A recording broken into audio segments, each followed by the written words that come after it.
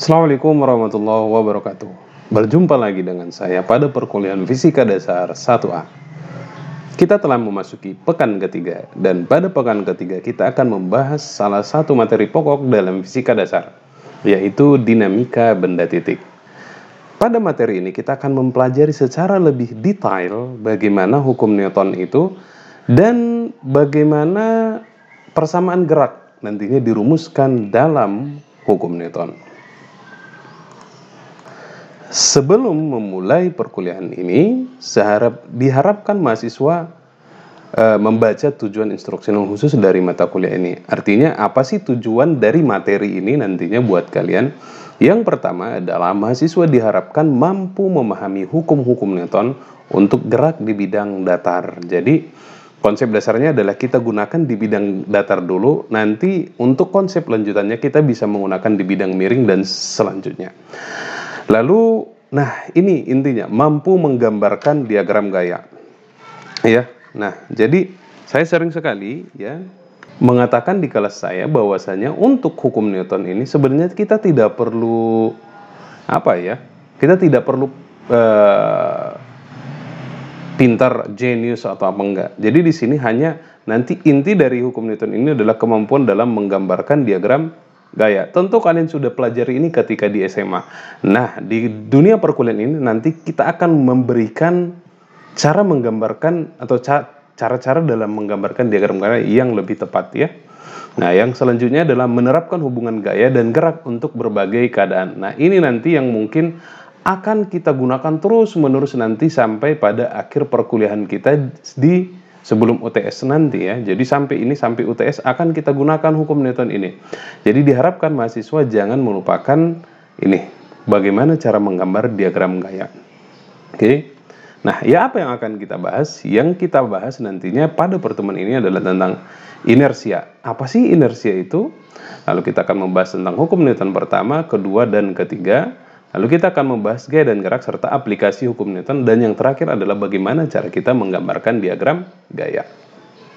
Oke, jadi dalam mempelajari gerak tersebut ya, jadi dalam upaya mempelajari gerakan, telah banyak para ilmuwan atau para filsuf zaman dulu melakukan percobaan-percobaan hanya untuk melihat apa itu atau untuk meneliti apa itu persamaan gerak. Nah, sebelum kita ke Newton, pertama yang kita bahas adalah bagaimana Galilei mendefinisikan apa itu gerak. Galileo Galilei ya. Nah, untuk mendefinisikan apa itu gerak, Galileo melakukan suatu eksperimen. Seperti apa eksperimennya? Yuk kita lihat. Nah, Galileo awalnya melakukan suatu eksperimen di mana dia ingin menjatuhkan suatu bola, ya, bola di sini dari suatu ketinggian. Jadi dia mencoba untuk membuat lintasan berbentuk huruf U seperti ini, kurva U seperti ini, simetris seperti ini. Maka Galileo mendapatkan bahwasanya bola tersebut akan menggelinding terus ya, jadi dia akan menggelinding terus dan dia nanti akan berhenti pada ketinggian yang sama. Lalu nanti dia akan kembali, nah seperti itu terus ya. Artinya Galileo mendapatkan bahwasanya ini dengan catatan bola tidak diberikan kecepatan awal ya, artinya V-nya sama dengan 0. Maka di sini pada ketinggian yang sama bola tersebut akan diam di sini. Oke. Nah, bagaimana kalau seandainya kita variasikan? Ini kan bentuknya simetri seperti ini huruf U-nya ya. Bagaimana kalau tidak simetri? Nah, sekarang bagaimana kalau kita buat ya bagian di sebelah kanan ini lebih landai. Ini lebih landai ya. Maka ternyata yang didapatkan oleh Galileo adalah saya lupa. Kita membuat ini ya, lintasannya ini berupa lintasan yang mulus, halus, artinya tidak ada gesekan ya. Jadi ini untuk mempelajari gerak itu seperti apa dulu ya. Nah, di sini perhatikan ketika bola tadi kita jatuhkan dari sini bergerak, lalu didapatkan bahwa ternyata bola tersebut tetap berada atau tetap berhenti sesaat pada ketinggian yang sama ya. Walaupun tadi ini dia lebih landai.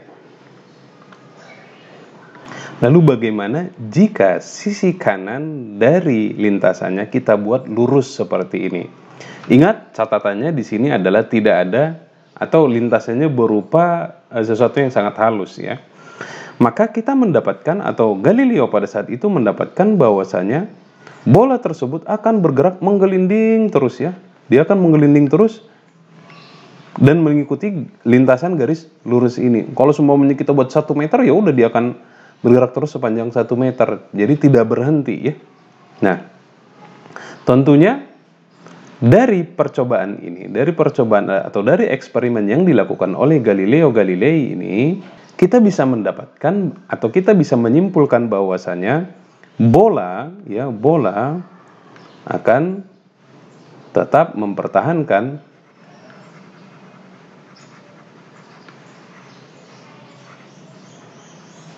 gerakannya. Ya, tadi kita lihat awalnya dia berada pada ketinggian yang sama, maka jatuh, maka dia akan berhenti saat pada ketinggian yang sama, dan juga seperti ini. Artinya apa? Keadaan awalnya, gerakan awalnya kan di sini, maka dia juga akan kembali pasti ke sini ya. Kalau tidak ada lintas, kalau ini berupa sesuatu yang halus, maka dia akan kembali terus seperti ini. Artinya apa? Bola tersebut akan berusaha untuk mempertahankan gerakannya. Nah, kalau seandainya tadi di sini, maka bola tersebut akan mempertahankan gerakannya dan dia akan terus bergerak, terus menggelinding terus ya, tanpa ada yang menghentikannya. Jadi inilah sifat alamiah dari suatu benda, objek atau materi apapun yang ada di muka bumi ini. Ya, ini adalah merupakan sifat alamiah ya. Sifat alamiah ini atau sifat benda atau bola yang tetap mempertahankan geraknya, inilah yang kita sebut dengan ya, konsep inersia atau kelembaman, atau bahasa sederhananya kemalasan. Nah, kemalasan kalau bahasa sehari-harinya, jadi kita mengatakan bahwasanya setiap benda, setiap material, setiap objek dia akan tetap mempertahankan keadaan awalnya. Kalau seumpamanya dia memang dalam kondisi diam, ya udah dia akan tetap terus diam. Kalau dia kondisinya sedang bergerak dengan kecepatan konstan seperti tadi yang kita sebutkan di sini, maka dia akan bergerak terus dengan kecepatan konstan. Nah, konsep inersia inilah nantinya yang akan mengilhami Newton dalam merumuskan hukum atau 3 buah hukumnya, atau 3 hukum Newton tadi ya. Nah, seperti apa 3 hukum Newton tadi?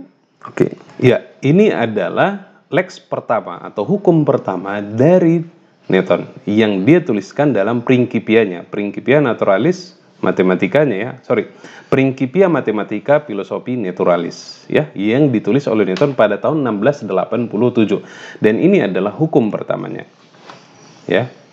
Jadi saya coba berikan langsung dalam bentuk bahasa Latinnya, karena memang bukunya dituliskan dalam bentuk bahasa Latin ya. Corpus omne preservare in status suo quisiendi velmodlah. Sangat sulit, saya juga nggak bisa ngebaca ya, karena saya tidak ngerti bahasa Latin. Tapi kita secara ringkas bisa menerjemahkan ini ke dalam bentuk seperti ini. Gini, gaya ya adalah penyebab perubahan gerak ya, dan bukan penyebab gerakan gitu ya, dan bukan penyebab gerakan. Nah, ini adalah satu konsep yang harus kalian tetapkan ya, atau yang harus kalian kuasai, jangan sampai salah. Nih, kita garis bawahi ini, penyebab perubahan gerak. Bahwasanya gaya itu adalah penyebab perubahan gerak dan bukan penyebab gerakan. Artinya apa? Jika kita mengatakan atau jika benda tersebut dalam posisi diam, maka dia akan tetap diam jika tidak ada gaya yang bekerja padanya, atau jika tidak ada yang merubah kelembamannya atau merubah inersianya. Begitu ya. Maka hukum Newton pertama ini tentu kalian sudah familiar, kita tuliskan dalam bentuk sigma F ya. Sigma F sama dengan 0. Nah, tentu kalian pernah melihat ya, bagaimana ketika kalian sedang mengendarai sepeda motor, maka kalian lebih gampang untuk mengelakkan lubang yang ada di jalanan dibandingkan kalau seandainya kalian sedang mengendarai sebuah mobil atau sebuah truk. Itu artinya apa? Bahwasanya sepeda motor atau massa atau benda yang mempunyai massa yang lebih kecil, maka dia akan mempunyai inersia yang lebih kecil. Artinya jika inersianya lebih kecil, maka perubahan geraknya akan semakin gampang. Ya, itu ya.